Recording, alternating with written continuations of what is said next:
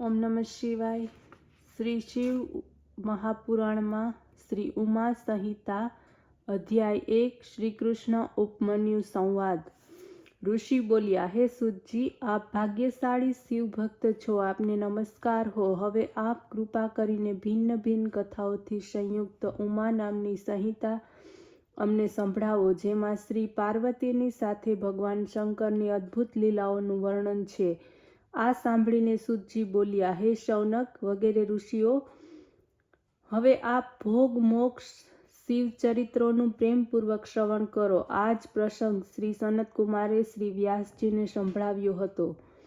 સનતકુમાર બોલ્યા કે હે વ્યાસજી, પહેલાં શ્રી કૃષ્ણ પુત્ર પ્રાપ્તિના હેતુ તપ કરવાને માટે કૈલાસ પર પહોંચ્યા। ત્યાં ઉપમન્યુને તપ કરતા જોયા, ત્યારે એમની પાસે પહોંચીને નમસ્કાર કરીને હાથ જોડીને કહ્યું કે હે શિવભક્ત ઉપમન્યુ, હું અહીં પુત્ર પ્રાપ્તિને માટે તપ કરવાને માટે આવ્યો છું। આપ કૃપા કરીને અમને શિવ મહિમા સંભળાવો, જેથી હું ભક્તિયુક્ત ચિત્તથી શિવની પ્રસન્નતાને માટે તપ કરી શકું। આ સાંભળીને ઉપમન્યુ બોલ્યા, હે શ્રી કૃષ્ણ, સાંભળો। એકવાર તપ કરતાં કરતાં મેં શિવ દર્શન પ્રાપ્ત કર્યું। વિષ્ણુ બ્રહ્મા વગેરે એમની સેવા કરી રહ્યા હતા। તેઓ પોતાના સર્વ પરિવારની સાથે હતા। પછી મેં શિવની પાસે રાખવામાં આવેલા અવ્યય, ગુણ્ય તેમજ પરમ દિવ્ય અસ્ત્ર શસ્ત્ર પણ મેં જોયા, જેના સમાન કોઈ શસ્ત્ર ન હતા, જે એમનું ત્રિશૂળ નામનું અસ્ત્ર છે। તે તો સાગરના જળને સૂકવી નાખવાની પણ શક્તિ રાખે છે, અન્ય અસ્ત્ર શસ્ત્રોને પણ નષ્ટ કરવાની શક્તિ રાખે છે। લોક વિખ્યાત છે એ ત્રિશૂળને જ ભગવાન શંકરે અભિમાની હૈહય તેમજ લવણાસુર ઉપર ચલાવીને તેનો વધ કર્યો હતો। પછી તે દૈત્યોનો વધ કરીને પછી તે શિવની પાસે આવ્યું। પછી મેં એક પરશુ જોયું, જેની 3 ટોચો ભમરના સમાન હતી। સૂર્ય તથા પાસ હાથમાં લઈને યમ જેવા જણાતા હતા। સર્પ વગેરે તેને ભૂષિત કરતા હતા। તે અત્યંત તીક્ષ્ણ ધારવાળું હતું। પ્રલયના અગ્નિ સમાન તે સળગી રહ્યું હતું। શિવજીએ તે પરશુ પરશુરામને આપ્યું, જેનાથી એમણે 21 વાર પૃથ્વીને ક્ષત્રિયોથી રહિત કરી। પછી મેં સુદર્શન ચક્ર જોયું, જેના 1000 મુખ હતા, 2000 હાથ હતા અને 2000 નેત્ર તેમજ એક એનો પગ હતો। કરોડ સૂર્યની જેમ તે પ્રકાશતું હતું। પછી 100 ધારવાળું ચમકતું વ્રજ જોયું।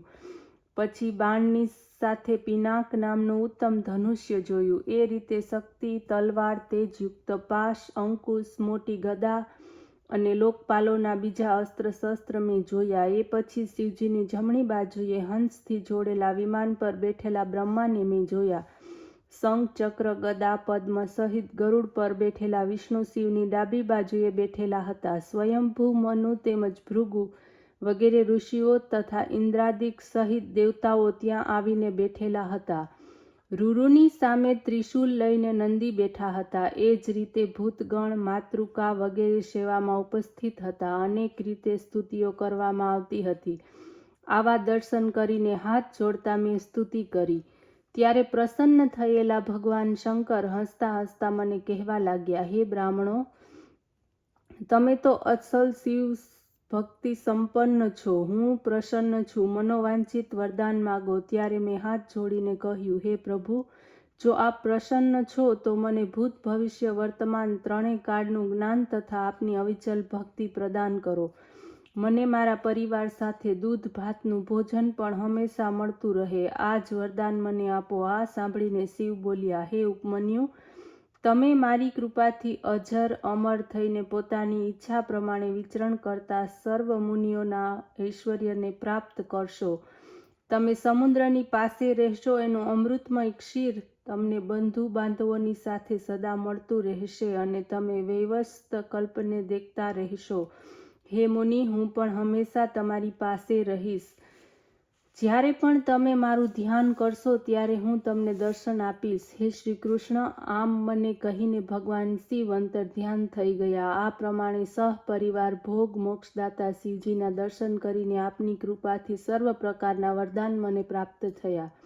ભૂત ભવિષ્ય વર્તમાન 3 કાળનું જ્ઞાન મને પ્રાપ્ત થયું છે।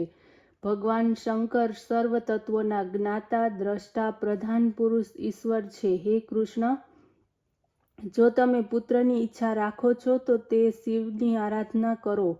તે અત્યંત દયાળુ અને પોતાના ભક્તોના ઉપર શીઘ્ર પ્રસન્ન થનાર છે. અધ્યાય 2 શિવ ભક્તોનું આખ્યાન. શ્રી કૃષ્ણ ઉપમન્યુને કહેવા લાગ્યા, હે બ્રાહ્મણ, શિવાર્ચનથી થયેલા શિવ ભક્તો વિશે અમને કંઈ કહો. ઉપમન્યુ બોલ્યા, હે કૃષ્ણ, હિરણ્યકશ્યપુએ તપસ્યા કરીને શિવને પ્રસન્ન કર્યા ત્યારે 10 લાખ વર્ષ સુધી ભગવાન શંકરે એમના નિષ્કંટક અને ઐશ્વર્યવાળી રાજ્ય આપ્યું. હિરણ્યકશ્યપુના પુત્ર નંદન પણ શિવજીની પાસેથી વરદાન પ્રાપ્ત કરીને યુદ્ધમાં વિજયી થયા.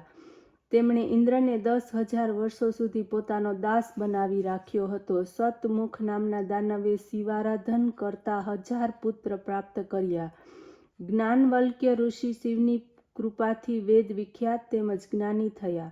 આ રીતે મહર્ષિ વ્યાસે પણ શિવભક્તિ દ્વારા વેદ, પુરાણ, ઇતિહાસ વગેરે વિદ્યાઓમાં પ્રવીણતા પ્રાપ્ત કરી.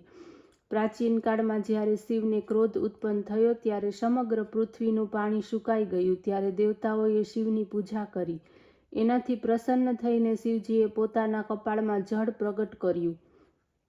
ચિત્રસેન પણ શિવભક્ત થયો. શિવ પૂજન દ્વારા શત્રુઓથી નિર્ભય થયો.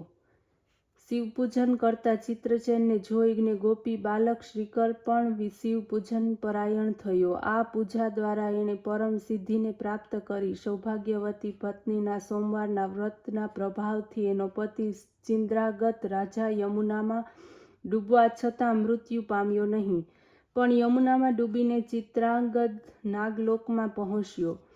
ત્યાં નાગલોકોની સાથે મિત્રતા કરીને ઘણું બધું ધન ઘરમાં લાવ્યો. વ્યભિચારિણી સ્ત્રી સંચુલાએ અચાનક ગોકર્ણ તીર્થ ઉપર જઈને શિવકથા શ્રવણ કરી.